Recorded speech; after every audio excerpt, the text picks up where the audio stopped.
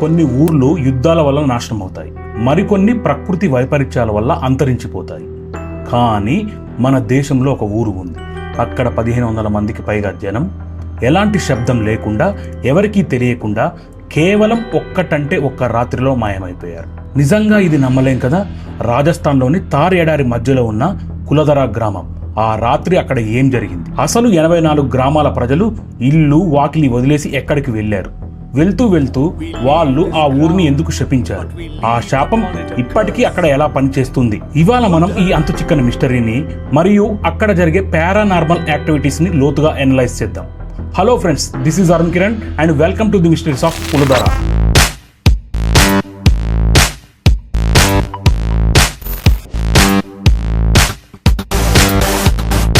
అసలు ఈ కులధర స్టోరీ మొదలైంది 13వ శతాబ్దంలో. దాదాపు 800 ఏళ్ల క్రితం పాలివాల్ బ్రాహ్మణులనే ఒక తెలివైన వర్గం ఇక్కడ సెటిల్ అయ్యారు. వీళ్ళు వాస్తవానికి పాలి అనే ప్రాంతం నుండి వలస వచ్చారు. ఎందుకు వచ్చారు అంటే అప్పట్లో దాడుల వల్ల లేదా పన్నుల భారం వల్ల తమ ఆత్మగౌరవాన్ని కాపాడుకోవడానికి ఈ ఎడారి ప్రాంతానికి వచ్చారు. మీకు తెలుసా, వీళ్ళు మామూలు మనుషులు కాదు. తార్ ఎడారి లాంటి చుక్క నీరు దొరకని చోట అద్భుతమైన ఖరీన్ అనే వ్యవసాయ పద్ధతిని కనిపెట్టారు. అంటే కురిసిన కొద్దిపాటి వర్షపు నీటిని కూడా వేస్ట్ చేయకుండా భూమిలో తేమను దాచి పంటలు పండించేవారు. వీళ్ళు పండించిన గోధుమలు, శనగలు వేరే దేశాలకు ఎగుమతి కూడా అయ్యేవి. కులధర అంటే కేవలం ఒక ఊరు కాదు, అప్పట్లో అది ఒక పెద్ద బిజినెస్ హబ్. వీళ్ళు గొప్ప బ్యాంకర్లు కూడా. రాజులకే అప్పులు ఇచ్చే రేంజ్ వీరిది. కానీ ఇంత ధనికంగా ఉన్న ఊరిపై ఒక క్రూరమైన మంత్రి కన్ను పడింది. అదే సలీం సింగ్ కన్ను. సలీం సింగ్ జైసల్మీర్ రాజ్యానికి ప్రధానమంత్రి. ఇతగాడికి అధికార పిచ్చి మాత్రమే కాదు, అంతకంటే భయంకరమైన బుద్ధులు ఉండేవి. ఆ క్రూరమైన మంత్రికి ఆ ఊరి పెద్ద అంటే సర్పంచ్ కూతుర్ని ఎలాగైనా దక్కించుకోవాలని కోరిక పుట్టింది. ఆమె చాలా అందంగా ఉండేది. ఆ అమ్మాయిని తనకు అప్పగించాలని, లేకపోతే గ్రామం మీద పన్నులు డబుల్ చేస్తానని, ఊరిని నాశనం చేస్తానని వార్నింగ్ ఇచ్చాడు. మీరు ఆలోచించండి, అటుపక్క అధికారం, సైన్యం ఉన్న రాక్షసుడు, ఇటుపక్క కేవలం శాంతిని కోరుకునే బ్రాహ్మణులు. ఆ అమ్మాయిని నాకు అప్పగించకపోతే రేపు ఉదయం మీ ఊరిలో శవాలు కనిపిస్తాయని బెదిరించి వెళ్ళాడు సలీం సింగ్. ఇక ఆ ఊరి జనం ముందు రెండే ఆప్షన్లు ఉన్నాయి. ఒకటి, ఆ అమ్మాయిని అప్పగించి బానిసలుగా బతకటం. 2, తమ ఆత్మగౌరవం కోసం ఏదైనా రిస్క్ చేయటం. కానీ ఇక్కడే అసలైన ట్విస్ట్ మొదలైంది. మర్నాడు ఉదయం సలీం సింగ్ సైనికులు గుర్రాలపై ఊరి మీద పడి ఆ అమ్మాయిని తీసుకువెళ్దామని వచ్చారు. కానీ ఆ ఊరిలో అడుగు పెట్టగానే వాళ్ళకు మైండ్ బ్లాక్ అయిపోయింది. ఎందుకంటే ఊరు మొత్తం ఖాళీ. ఒక్క మనిషి కాదు కదా, కనీసం ఒక పెంపుడు జంతువు కూడా లేదు. పొయ్యిలో మంటలు ఆరిపోయాయి, కానీ అన్నం ఉన్న గిన్నెలు అలాగే ఉన్నాయి. ఇల్లు భద్రంగా ఉన్నాయి, కానీ లోపల మనుషులు లేరు. ఒక్క రాత్రిలో 1500 మంది జనం, 84 గ్రామాల ప్రజలు ఎక్కడికి వెళ్ళారు? చుట్టూ కిలోమీటర్ల మేర ఇసుక ఎడారి. ఎటు చూసినా అడుగుజాడలు కూడా లేవు. అంతమంది జనం తమ సామాన్లు సర్దుకొని సైలెంట్గా ఎలా వెళ్ళగలిగారు? వాళ్ళు భూమిలోకి వెళ్ళిపోయారా, లేక గాలిలో మాయమైపోయారా? ఇప్పటికీ చరిత్రకారుల దగ్గర దీనికి సమాధానమే లేదు. కానీ వాళ్ళు వెళ్తూ వెళ్తూ ఒక పని చేశారు. అదే ఆ ఊరికి ఉన్న శాపం. గాయస్, కులధర లాంటి ఇంకా ఎన్నో మిస్టరీలు చాలా ఉన్నాయి.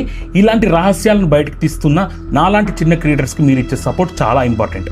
అందుకే యూట్యూబ్ హైప్ అనే ఆప్షన్ని తీసుకొచ్చింది.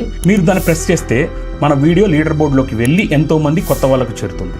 మన భారతదేశం గర్వించదగ్గ చరిత్రను, ఇలాంటి అంతుచిక్కని రహస్యాలను ప్రపంచానికి పరిచయం చేయడానికి మీరు ఇచ్చే ఆ హైప్ నాకు పెద్ద బూస్ట్ అవుతుంది.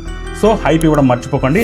అలాగే ఈ వీడియోని లైక్ చేసుకోండి. ఆ ఊరి ప్రజలు వెళ్తూ వెళ్తూ ఆ మట్టిని చేతుల్లోకి తీసుకొని శపించారు.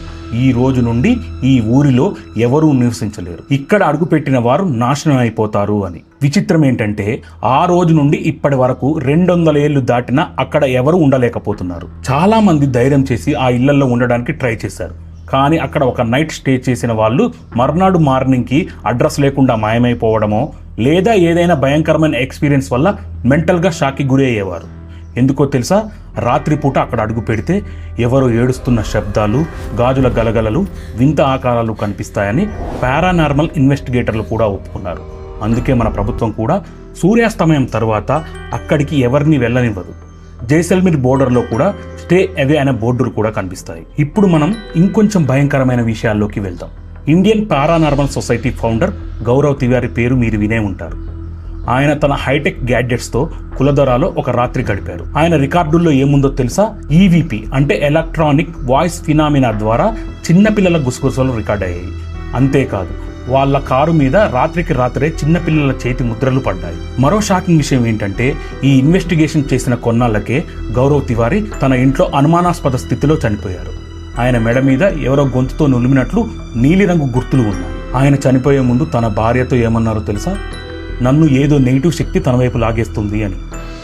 ఇది వింటేనే ఒళ్ళు గగ్గురు పొడుస్తుంది కదా. అయితే ప్రతి మిస్టరీ వెనుక ఒక లాజిక్ ఉంటుంది కదా.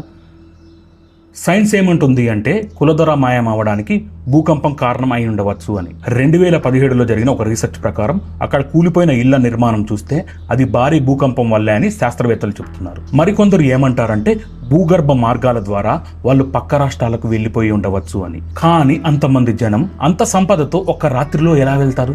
ఆ ఊరిలో దొరికిన కొన్ని ఆధారాల ప్రకారం వాళ్ళు తమ బంగారం, వజ్రాలను ఊరి మధ్యలో ఉన్న బావుల్లో దాచి వెళ్లారని ఒక నమ్మకం. అందుకే ఇప్పటికీ నిధి కోసం వెతికే వాళ్ళు అక్కడికి వస్తుంటారు. కానీ వాళ్లకు దొరికేది మాత్రం ఆ ఊరి భయానక వాతావరణమే. చూశారుగా ఫ్రెండ్స్, కులధర మిస్టరీ అనేది కేవలం ఒక కథ కాదు. అది మన చరిత్రలో మాయమైపోయిన ఒక జాతి ఆవేదన మరియు ఆత్మగౌరవ పోరాటం. ఆ ఊరు ఇప్పటికీ మనల్ని ఏదో అడుగుతున్నట్లు అనిపిస్తుంది. మరి మీరేమనుకుంటున్నారు? ఆ జనం నిజంగానే రాత్రికి రాత్రే మాయమయ్యారా, లేక ఏదైనా రహస్య సొరంగం ద్వారా తప్పించుకున్నారా? ఆ శాపం నిజమే అంటారా? మీ అభిప్రాయాన్ని తప్పకుండా కింద కామెంట్ చేయండి. ఈ వీడియో మీకు నచ్చితే వెంటనే ఒక లైక్ కొట్టి మీ ఫ్రెండ్స్ అందరికీ షేర్ చేయండి. ఇలాంటి మరెన్నో ఇన్వెస్టిగేటివ్ మిస్టరీస్ కోసం, దేవాలయాల రహస్యాల కోసం ఇప్పుడే మన ఎంఏకే ఫ్యాక్ట్స్ ఛానల్ని సబ్స్క్రైబ్ చేసుకోండి. మళ్ళీ మరో అద్భుతమైన వీడియోలో కలుద్దాం. This is Arun Kiran signing off. నమస్కారం. జై హింద్, జై శ్రీరామ్.